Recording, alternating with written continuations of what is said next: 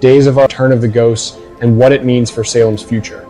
Hey everyone, welcome back to the channel. Oh my god, you guys, I'm literally vibrating in my seat right now because the comings and goings for the week of March 30th, it's absolutely insane. We're talking about missing family members resurging, emotional reunions that are going to hit you right in the feels, and some devastating exits that I'm genuinely not ready for. One, Amy Choi's return and the legacy of regret. Okay. So, first up, and this one genuinely shocked me, Shanae Nielsen is coming back as Amy Choi. Now, if you've been watching Gaze for more than 5 minutes, you know that Amy isn't just some random recurring character. This woman carries weight. Here's what I need you to understand about Amy Choi. She represents something that Days does better than almost any soap opera generational trauma. We're not just talking about her conflict with her daughter Sophia, played beautifully by Rachel Boyd. We're talking about this cyclical pattern of mothers and daughters making the same heartbreaking mistakes, watching it destroy their relationships, and then doing absolutely nothing to break the cycle. Think about it. Amy disappeared from the canvas for a while, right? And every time a character vanishes in soaps, it's never random.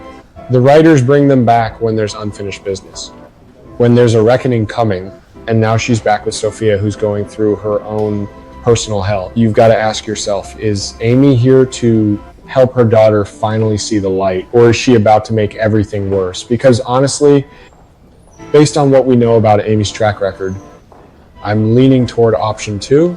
What I find most fascinating is the timing. Days has been exploring mother-daughter relationships in such a raw way lately. We've seen it with other legacy families, and Amy coming back now. That's deliberate. That's the writer saying, we're not done with this story. Not even close. My prediction, this reunion is gonna force some brutal truths into the open. Sophia's gonna have to confront not just who her mother is, but who her mother made her become. And that's the kind of emotional gold that separates Days from every other daytime drama. Pause for impact. To Rachel Black and the Brady legacy. Now, let's talk about something that actually made me tear up reading the casting. News, Rachel Black, played by the incredibly talented Lorelai Olivia Moat, is back, and she's having major scenes with Brady, played by the legend Eric Mortsolf. Okay, but here's why this matters. Beyond just, a parent and child are in scenes together, Rachel Black is not just Brady's kid. She's a symbol of every sacrifice Brady's ever made, every mistake he's had to live with, and every moment he's tried to be better than his own father figures were to him. Think about Brady's journey. Go back, way back to the early 2000s. This man has been through everything. I'm talking addiction, loss, betrayal, all the major soap opera traumas. But what kept him anchored, his kids, his family legacy. Rachel coming back right now during what seems to be a critical moment in her storyline, that's not coincidence. We're talking about a hearing, right? A legal situation. So Rachel's not just visiting her dad for coffee and a chat. Something significant is happening, and Brady's gonna have to step up as a father.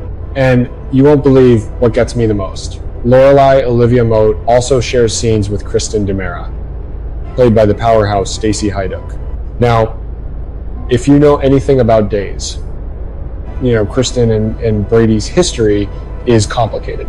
There's been love, betrayal, revenge, redemption, the whole soap opera encyclopedia of drama. So Rachel's in scenes with both Brady and Kristen. That's not just about family reunion vibes.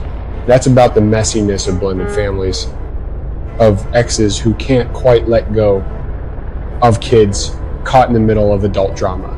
This is what Days does phenomenally. It shows how one person's choices ripple through an entire family tree. Here's my theory. Rachel's legal situation might actually force Kristen and Brady to find common ground. And if that happens, we could be looking at one of those transformative moments that changes the entire emotional landscape of the show. Kristen DeMera showing growth with Brady. That's not typical. But in soaps, when it happens, it's legendary. My bold prediction, and I'm putting this out there, Rachel's hearing is going to become about more than just Rachel. It's going to become about whether Brady can finally break free from some of his past demons. Whether he can be the father he always wanted to be. Dramatic pause. 3, Mark Green and the Forgotten Storylines. All right. Moving on to Mark Green, played by Jonah Robinson. And I'm going to be real honest with you, this one's complicated for me because I have feelings about this character. Mark Green hasn't been on our screens in forever. And when soap characters disappear for extended periods, it's usually because, well, the writers forgot about them. Or they got written into a corner that couldn't be fixed easily. But now he's back, suddenly in scenes with Kat and EJ. Here's what's interesting, and this is where I need you to really think with me. Mark's return feels like it might be connected to some deeper mythology that Days has been building. We know EJ's got his own intense storylines happening, and Kat, she's got complexity for Days.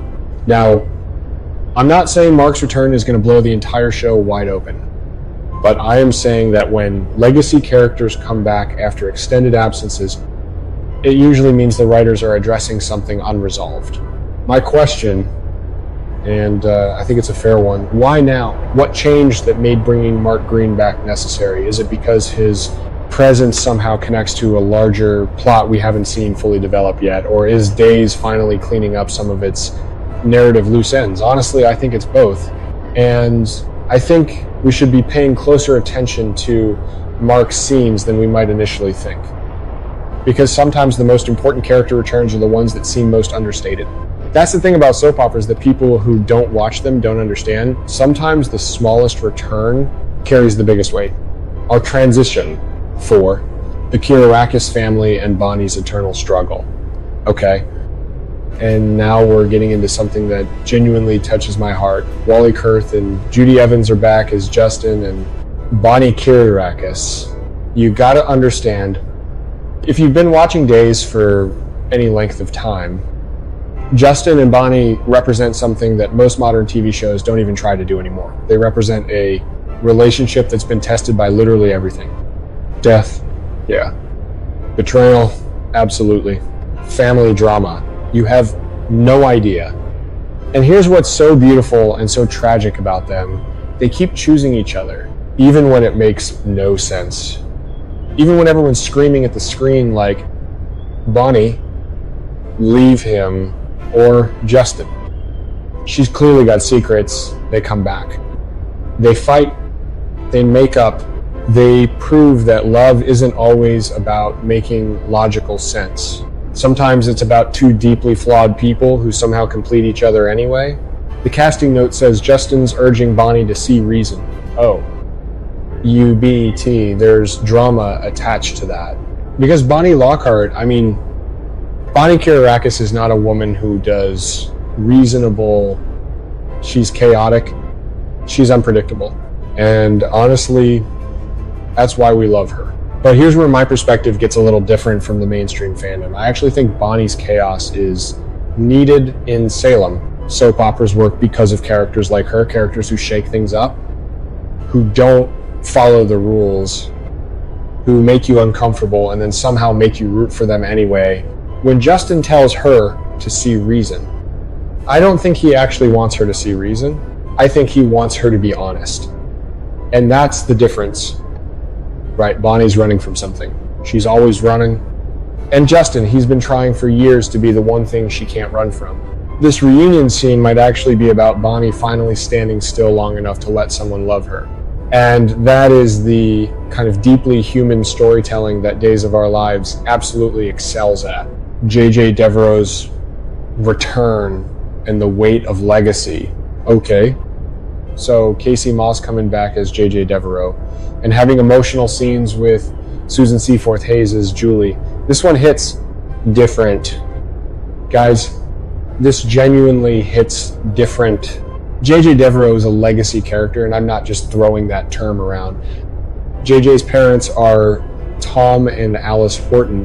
Do you understand what that means? The Hortons are literally the foundation of Days of Our Lives. They're the moral compass of Salem. They're the reminder that some people in this fictional town actually try to do the right thing, even when it's impossible. So when JJ comes back, especially to have emotional scenes with Julie, who's his aunt and another Horton legacy keeper, we're not talking about just another cop appearing on screen. We're talking about the weight of an entire family's history crashing into the present moment. And I need to say this because it's been bothering me. JJ hasn't had nearly enough screen time considering who he is. He should be front and center in major storylines. The fact that he's returning for scenes that are specifically described as emotional tells me something significant is happening. My theory, and I'm genuinely curious if I'm right about this, JJ's emotional scenes with Julie might be about him confronting something from his past that he's never fully processed. Maybe it's about his parents. Maybe it's about choices he made that he's still grappling with. Or maybe, and here's where it gets interesting, JJ's coming back to help Julie process something, to be the moral center that his family has always been. The fact that this is happening in April, during a time when Days usually ramps up the emotional drama before the summer storylines launch, that's strategic. That's intentional, and I'm here for it. Casey Moss deserves way more screen time on this show. JJ Devereaux deserves to be in major storylines. And if this return is the beginning of giving him what he should have had all along, then I'm genuinely excited.